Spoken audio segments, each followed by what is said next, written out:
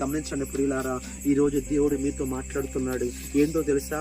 నువ్వు ఎంత పాపివైనా, నువ్వు ఎంత తిరిగినా, నువ్వు ఎంత తాగినప్పటికీ కూడా నా దేవుని ప్రేమ నిన్ను పిలుస్తుంది. అయ్యా, ఇకనైనా ఆ పాపాన్ని ఆపే, ఇకనైనా నువ్వు చేసే దేవునికి వ్యతిరేకంగా ఉన్నది ఆపేసి నా దగ్గరికి వస్తే ఇదిగో ఈ దేవుడు మిమ్మల్ని అందరినీ కూడా కావాలని కోరుకుంటున్నాడు.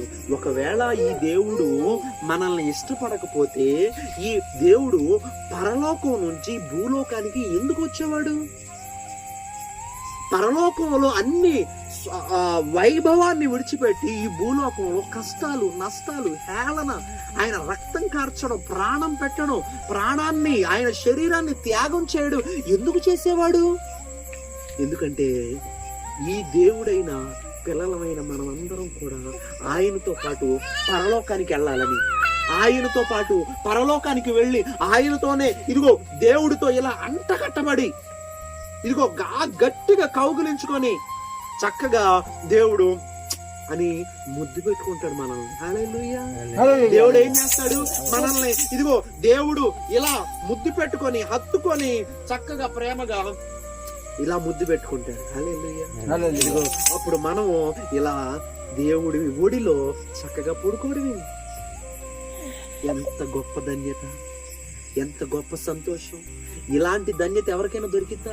కానీ నా దేవుడు నీకు ఇస్తానంటున్నాడు, నా దేవుడు నిన్ను ఎత్తుకుంటానంటున్నాడు, నా దేవుడు నిన్ను పట్టుకుంటానంటున్నాడు, నా దేవుడు నిన్ను ముద్దు పెట్టుకుంటానంటున్నాడు.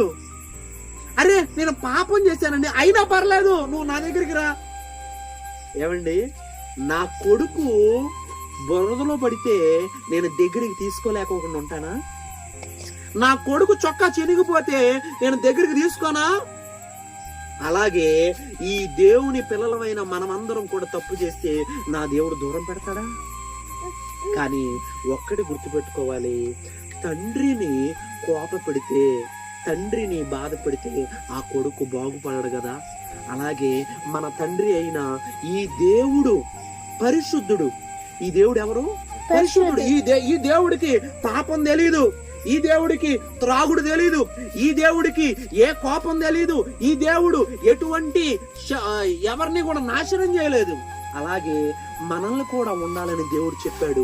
నేను పరిశుద్ధంగా ఉన్నాను కాబట్టి మీరు కూడా పరిశుద్ధంగా ఉండాలి అని అన్నాడు.